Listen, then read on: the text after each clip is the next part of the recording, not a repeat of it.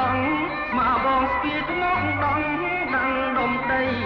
គប់តាមបងអួចហួចខ្សឹបដាស់ស្រីសូមកែវប្រណីចុះមកជួបបងកែវប្រណីចុះមកជួបបងដើរកាន់ស្លៀងវៀងស្រូវសំទូងបេះដូងក្នុងទ្រូងអផងភ័យផងស្កាត់មកថ្មនេះចង់ជួបនួនល្អកែវអើយកែវបង